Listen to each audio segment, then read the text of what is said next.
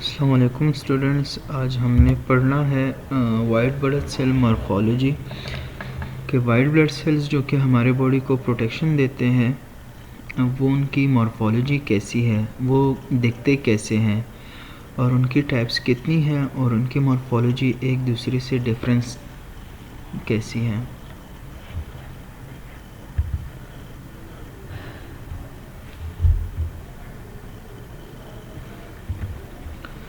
Introduction पढ़ लेते हैं। White blood cells are one cellular component of blood and are found through the body specially in the lymphatic system as well as in the blood. हम पहले पढ़ चुके हैं पहले क्लासेस में कि वाइट ब्लड सेल जो है ब्लड जो है वो उनके दो पार्ट्स होते हैं, एक सेलुलर पार्ट होता है और एक प्लाज्मा का पार्ट होता है। प्लाज्मा पार्ट जो है वो 55%, सेलुलर पार्ट जो है वो 45% होता है। प्लाज्मा में फिर 90% वाटर पाया जाता है। अगर उसमें कोगुलेटेड प्रोटीन्स हैं तो प्लाज्मा कहते हैं। अगर कोगुलेशन प्रॉपर्टी उसकी नहीं है, वो कोगुलेट नहीं कर सकता, अब तो वो सीरम बन जाता है, जो कि हम बायोकेमिस्ट्री के सेक्शन में यूज़ करते हैं। अगर सेलुलर की बात की जाए तो सेलुलर पार्ट में फिर हमारे पास 3 किस्म के सेल्स आते हैं, आरबीसी, डब्ल्यूबीसी और प्लेटलेट्स। डब्ल्यूबीसी, आरबीसी और प्लेटलेट्स, इनकी पॉइसिस हम लोग पढ़ चुके थे कि ये बनते कैसे हैं बोन मैरो में और इसके बाद फिर ब्लड में कैसे आते हैं और इनके फंक्शन क्या है, नॉर्मल रेंजेस कैसी हैं। अब हमने डब्ल्यूबीसी की मॉर्फोलॉजी पढ़नी है कि डब्ल्यूबीसी की मॉर्फोलॉजी कैसी है। डब्ल्यूबीसी मॉर्फोलॉजी जो है वो नॉर्मल कैसी होती है और वो जब इसमें डिफेक्ट आ जाता है तो वो कैसे दिखते हैं। डब्ल्यूबीसी जो है वो नॉर्मली 4000 से लेकर 11000 तक पर माइक्रोलेटर पाए जाते हैं। सबसे बड़ा जो डब्ल्यूबीसी है वो मोनोसाइट है और सबसे ज़्यादा पाए जाने वाले जो डब्ल्यूबीसी है वो नॉर्मली जो प्रेजेंट होते हैं वो न्यूट्रोफिल पाया जाता है। इनका काम क्या है कि इनका काम यही है कि ये बॉडी को प्रोटेक्शन प्रोवाइड करते हैं।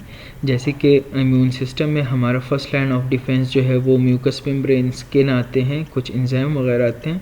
इसी तरह सेकेंड लाइन ऑफ डिफेंस में फिर हमारे पास वाइट ब्लड सेल्स आते हैं। तो वाइट ब्लड सेल्स का काम है इम्यूनिटी हमें दे देना। अब कौन सा सेल कौन सी इम्यूनिटी देते हैं ये हम उनके फंक्शन में पढ़ेंगे। अब मॉर्फोलॉजी क्या है।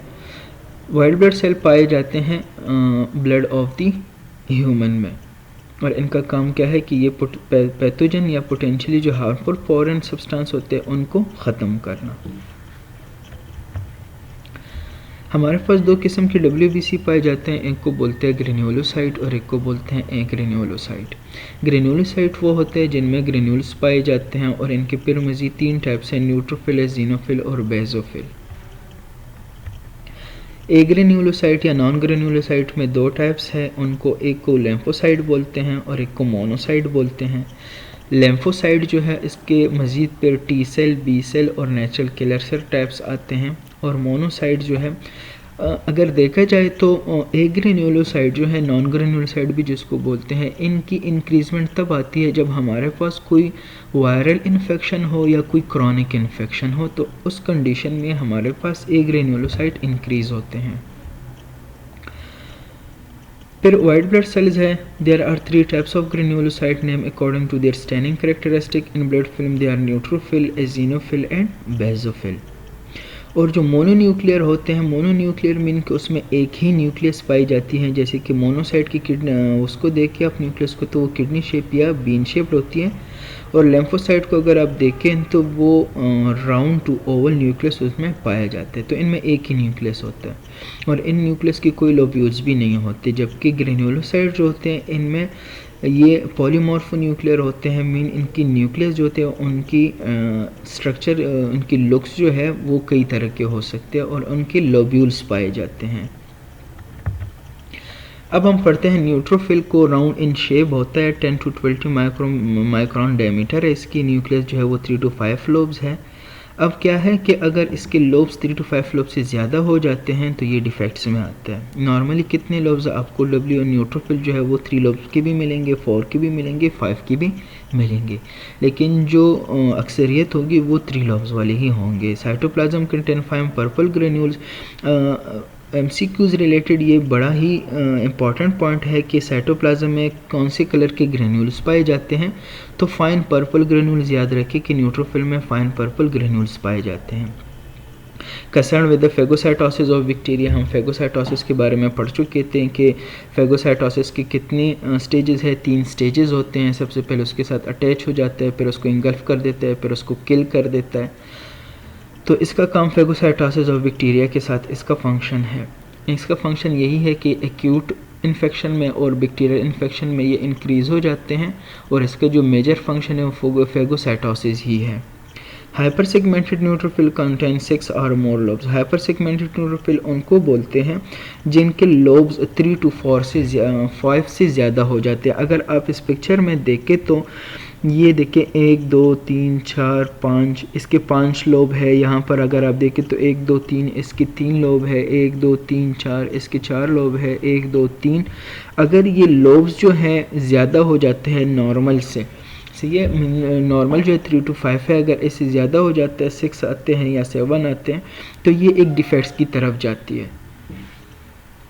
लाइफ स्पेन इसकी कितनी है, 6 आवर्स है टू फ्यू डेज़। अगर ये डिपेंड करते हैं बॉडी के कंडीशन पर। अगर बॉडी जो है वो इन्फेक्शन में है, बॉडी में कोई इन्फेक्शन है, कोई एबनॉर्मल कंडीशन चल रही है, तो फिर इन्होंने ज़रूरी बात है कि इन लोगों ने क्या रिस्पॉन्स देना होगा, और जब रिस्पॉन्स देंगे तो ये क्या होंगे, ख़त्म होंगे। जबकि ख़त्म होंगे तो इनकी लाइफ स्पेन कम हो जाती है। अब वो लोग जो लड़ रहे हैं तो उनकी लाइफ स्पेन क्या होती है, कम होती है, वो उनके मरने के चांसेस ज़्यादा होते हैं। और अगर कोई बंदा सुकून से रह रहा है तो उसके मरने के चांसेस इतने नहीं होते। तो सेम अगर बॉडी में कोई इन्फेक्शन चल रही है तो फिर इन लोगों ने रिस्पॉन्स करना होता है, और ड्यूरिंग रिस्पॉन्स इन लोगों ने क्या करना होता है, मरना होता है। तो फिर इनकी लाइफ स्पेन जो है वो 6 आवर्स ही रहती है, या जैसे ही वो ब्लड में आ जाते हैं डायरेक्ट एंटीजन के साथ रिएक्शन करके ख़त्म हो जाते हैं। या फिर अगर कोई इन्फेक्शन नहीं है, नॉर्मली है, तो कई दिन तक रह सकते हैं। Band form neutrophil, these are a smaller number of cells of neutrophil lineage with non-segmented nuclei. इनको बैंड शेप न्यूट्रोफिल भी कहते हैं, सी शेप न्यूक्लियस न्यूट्रोफिल भी कहते हैं, इमेच्योर न्यूट्रोफिल भी कहते हैं।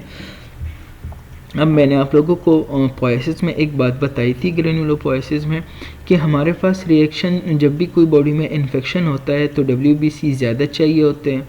तो जब WBC ज़्यादा चाहिए होते हैं, जो मेच्योर पाए जाते हैं वो तो आ जाते हैं ब्लड में, लेकिन जो इमेच्योर होते हैं वो भी क्वांटिटी को पूरा करने के लिए ब्लड में आ जाते हैं। जब वो ब्लड में आ जाते हैं तो अभी तक पूरी तरह मेच्योर नहीं होते, वो इमेच्योर कंडीशन में होते हैं। तो बैंड फॉर्म न्यूट्रोफिल जो होते हैं ये असल में इमेच्योर है। अगर आप माइलोब्लास्ट, फिर प्रोमैलोसाइट, फिर मैलोसाइट, फिर मेटामाइलोसाइट, फिर बैंड फॉर्म और फिर न्यूट्रोफिल, अगर आप मेच्योरेशन की तरफ आ रहे हैं तो ये मेच्योरेशन है। अगर किसी इन्फेक्शन में मेच्योरेशन नहीं है, मतलब कि मेच्योरेशन से पहले वाले जो स्टेजेस हैं वो आपको ब्लड फिल्म्स में मिल रहे हैं, स्मेयर में आपको वो दिखाई दे रहे हैं, मेटामाइलोसाइट के स्टेजेस या बैंड फॉर्म की, तो ऐसी कंडीशन को लेफ्ट शिफ्ट बोलते हैं। There are smaller number of cell of neutrophil lineage with non-segmented nuclei. They are referred to as neutrophil band cells or band form. They are less mature than segmented neutrophil. अब ये neutrophil है लेकिन पूरी तरह mature नहीं हुए हैं। An increased number of band cell is referred to as left shift. मैं आपको बता चुका हूँ कि अगर immature cells आ रहे हैं ब्लड फिल्म में, ये अक्सर ल्यूकोमाइड रिएक्शन जो होते हैं, बॉडी के जो रिएक्शन होते हैं, इन्फेक्शन होते हैं, उनमें ऐसा होता है, तो ऐसी कंडीशन को लेफ्ट शिफ्ट बोलते हैं। एजीनोफिल, इसके बारे में 2 बातें याद रखें जो मेन है। एक तो इनकी इंक्रीजमेंट है कि ये किस में आती हैं, ये एलर्जिक रिएक्शन में और पैरासिटिक इन्फेक्शन में इंक्रीज़ हो जाते हैं। राउंड इन शेप है, 10 to 12 माइक्रोन इन डायमीटर है, न्यूक्लियस विद 2 लोब्स पाए जाते हैं, cytoplasm contain course red granules. ये जो ऑप्शन है ये आप लोग याद रखें कि इसके जो ग्रेन्यूल्स होते हैं वो कौन से हैं, red granules, orange red granules भी इसको बोलते हैं, पिंक रेड ग्रेन्यूल्स भी इसको बोलते हैं, लेकिन रेड जो है वो ज़रूर होगा। तो MCQ से रिलेटेड जो मेन चीज़ है वो इसके ग्रेन्यूल्स के बारे में आप याद रखें, और ये कौन से डिजीज़ में इंक्रीज़ होते हैं, एलर्जिक और पैरासिटिक इन्फेक्शन में। Eosinophil have a variety of function but they are especially important in defence against parasitic infection. वही बात है, लाइफ स्पेन कितनी है, 6 दिन और 8 दिन। बेज़ोफिल, ये अगर आप स्मेयर देख रहे हैं तो इस स्मेयर में आपको बिल्कुल भी नहीं मिलेंगे, बहुत कम होते हैं। किसी स्पेसिफिक ऐसी कंडीशन है जिसमें बेज़ोफिल इंक्रीज़ हो जाते हैं। कहा जाता है कि एलर्जिक रिएक्शन में ये भी इंक्रीज़ हो जाता है, पर ये स्पेसिफिक नहीं है। इसको डर्टी सेल भी बोलते हैं। डर्टी सेल इसलिए बोलते हैं कि अगर आप इसके स्ट्रक्चर को देखें तो स्ट्रक्चर इसका डर्ट की मतलब डर्टी स्ट्रक्चर है इसका। एक तो पर्पल ग्रेन्यूल्स देखें आप, इसके ब्लैक ग्रेन्यूल्स हैं और ना तो कोई ख़ास शेप है इसका कोई, तो इसकी वजह से इसको बोलते हैं डर्टी सेल भी इसको बोलते हैं। न्यूक्लियस स्मॉल किडनी शेप्ड होता है, आप न्यूक्लियस वो दिखाई भी नहीं देता इसके सही है। Cytoplasm content dark blue granules which obscure the cell nucleus, nucleus को इसने घेरा हुआ होता है, वो दिखाई नहीं देता सही से। और इसके ग्रेन्यूल्स कौन से होते हैं? डार्क ब्लू भी कह सकते हैं, डार्क ब्लैक भी कह सकते हैं, डार्क पर्पल भी कह सकते हैं। लेकिन पर्पल चूँकि न्यूट्रोफिल के लिए यूज़ हुआ है तो एमसीक्यूज़ में अगर पूछते हैं तो डार्क ब्लू या डार्क ब्लैक ग्रेन्यूल्स होते हैं वो बेज़ोफिल के पाए जाते हैं। और ये सबसे कम सेल्स हैं जो कि ब्लड में पाए जाते हैं। Basophil appear in many specific kinds of inflammatory reaction. Basophil play a role in both parasitic infection and allergies. अब वही बात आ गई, लेकिन ये स्पेसिफिक नहीं है। लाइफ स्पेन जो है वो कुछ घंटों से लेकर कई दिन तक हो सकता है। लेम्फोसाइट जो है वो हमारे पास अगर कैटेगरी के बेस पर देखें तो दो किस्म के होते हैं, तीन किस्म के होते हैं, टी सेल, बी सेल और natural killer cell. T cell जो होता है असल में सारे लेम्फोसाइट की प्रोडक्शन वो बोन मैरो में ही होती है। और टी सेल जो है वो ट्रेनिंग के लिए, एजुकेशन के लिए, एजुकेशन में इसको ये सिखाते हैं कि आपने अपने सेल और फॉरेन सेल में डिफरेंस कैसे करना है, कि आपका अपना सेल और जो आपका फॉरेन सेल होता है उसके बीच में आपने डिफरेंस कैसे करनी है। ऐसे ना हो कि इम्यूनिटी देते देते आप ये भूल जाएं कि अपने सेल और जो फॉरेन बॉडी सेल्स होते हैं, फॉरेन बॉडी सब्सटेंस होते हैं, उनमें आप डिफरेंस ना करो और आप ऑटो इम्यून शुरू हो जाओ, अपनी ही बॉडी के जो सेल हैं उसको ख़त्म करना शुरू कर दो। तो ये एजुकेशन होती है, ये एजुकेशन इनको thymus T cell, T for T cell और टी फॉर थायमस, तो टी सेल की ये एजुकेशन थायमस में होती है। और जो बी सेल होते हैं उनकी बोन मैरो में ही होती है और लेम्फ नोड्स में भी हो सकती है, लेकिन बोन मैरो में इनकी प्रोडक्शन भी होती है बी सेल की और साथ में उनकी एजुकेशन भी बोन मैरो में ही होती है। जबकि टी सेल जो इनकी प्रोडक्शन बोन मैरो में होती है लेकिन इनकी एजुकेशन जो है वो थायमस में होती है। बी सेल जो है वो टी सेल जो है वो हमें सेलुलर इम्यूनिटी देता है टी सेल, और बी सेल जो है वो हमें हेमोरल इम्यूनिटी देता है जिसमें एंटीबॉडी की प्रोडक्शन होती है। और फिर उसके बाद नेचुरल किलर सेल आता है। और अगर इसके मॉर्फोलॉजी के बेस पर देखें तो एक लार्ज लेम्फोसाइट है जिनका साइज़ ज़्यादा होता है और एक स्मॉल लेम्फोसाइट होता है। Large lymphocyte round in shape होता है, 10 to 12 माइक्रोन इन डायमीटर है। Cytoplasm much greater than small lymphocyte, इनके साइटोप्लाज्म जो है वो स्मॉल लेम्फोसाइट से ज़्यादा होते हैं। Cytoplasm blue in colour. Life span क्या है? अगर मेमोरी सेल बनाते हैं तो ईयर्स के होंगे, और अगर काम कर रहे हैं, एक्टिव है, कोई इन्फेक्शन है तो फिर कुछ घंटों में भी हो सकता है, दिन का भी हो सकता है और हफ्तों का भी हो सकता है। स्मॉल लेम्फोसाइट आप देखें, small lymphocyte round in shape होगा। Small lymphocyte 7 to 10 micron in diameter है, लेकिन लार्ज कंडेंस न्यूक्लियस होगा। इसके साइटोप्लाज्म अगर आप देखें तो इसका साइटोप्लाज्म स्केंटी होगा, थोड़ा होगा, रिम शेप्ड होगा, सही है। तो इसका साइटोप्लाज्म बहुत कम आएगा। न्यूक्लियस एक सेंट्रिक इसेंट्रिक न्यूक्लियस मीन की न्यूक्लियस जो है वो वन साइड पर होगा, पोस्ट किया होगा इसको। न्यूक्लियस में शोल स्मॉल इंडेंटेशन। लेम्फोसाइट आप देखिए टी सेल, बी सेल और नेचुरल किलर सेल मैं बता चुका हूँ। T cell get their name because they develop in the thymus gland. ये डेवलपमेंट जो है, इनकी एजुकेशन जो है, ट्रेनिंग वो थायमस में होती है। The cell are distinguish from other lymphocyte by specialised T cell receptor molecule that is located on the surface of the cell. This molecule is important in immunity because it recognise antigen and is able to point to them. अब बात क्या है इसका कि T cell जो है इसकी आप ये पॉइंट्स याद रखें कि टी सेल जो है ये हमें सेलुलर इम्यूनिटी देते हैं। प्रोडक्शन इनकी बोन मैरो में होती है और एजुकेशन इनकी थायमस में होती है। हर एक सेल बॉडी में जो है वो दूसरे सेल से डिफरेंट है on the basis of CD marker. CD marker जो है उसके बेस पर क्या है, ये एक दूसरे से डिफरेंट होते हैं। तो कहते हैं टी सेल पर अपने रिसेप्टर होते हैं जिसको टी सेल रिसेप्टर बोलते हैं। सेम बी सेल पर बी सेल रिसेप्टर पाए जाते हैं। इस तरह हर एक सेल पर अपनी ही एक CD मार्कर पाए जाते हैं।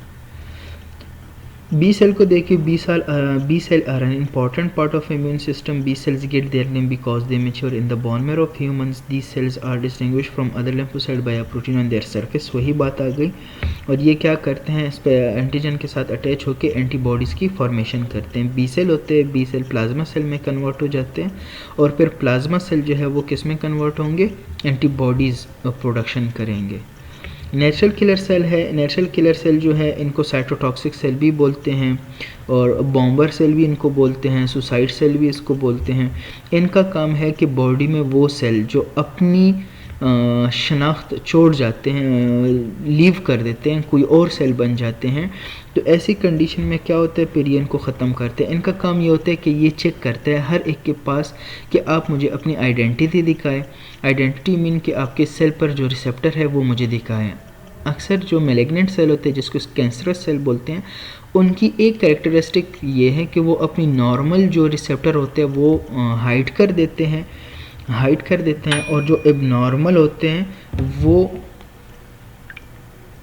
जो एबनॉर्मल रिसेप्टर होते हैं वो उस पर अपीयर होना शुरू हो जाता है।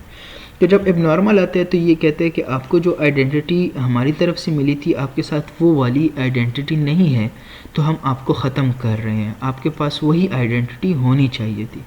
तो नेचुरल किलर सेल एक ऐसा सेल है कि ये कैंसरस सेल को और जो डैमेज हुए होते हैं उन सेल को क्या करते हैं, ख़त्म करते हैं। ये साइटोटॉक्सिक है। मोनोसाइट देखिए, मोनोसाइट जो है वो लार्जेस्ट WBC है, 15 to 20 माइक्रोमीटर डायमीटर है इसका। Large kidney shaped eccentric nucleus पाया जाता है।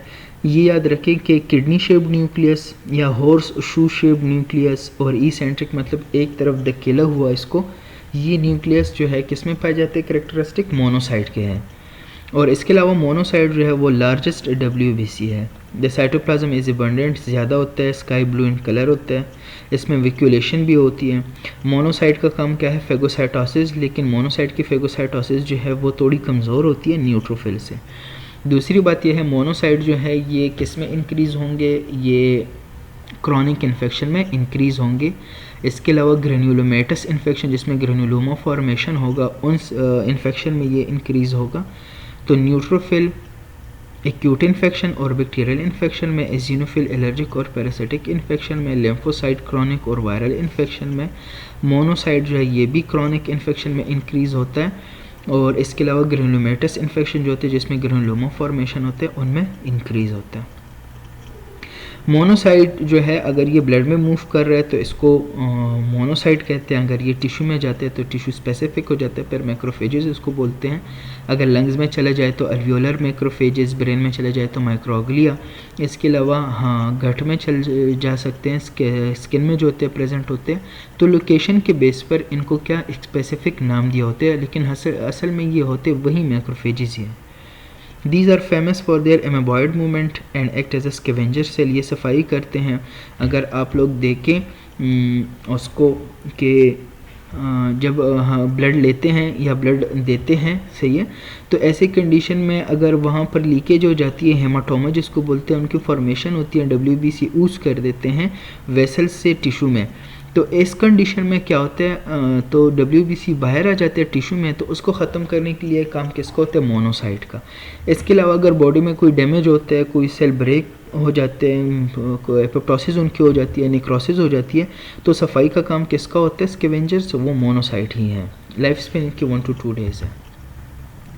ये डिफरेंट टाइप ऑफ WBCs हैं। आप देखें, न्यूट्रोफिल, बैंड सेल जिसमें पाए जाते हैं, और लिम्फोसाइट, मोनोसाइट, एजिनोफिल और बेसोफिल। Thank you.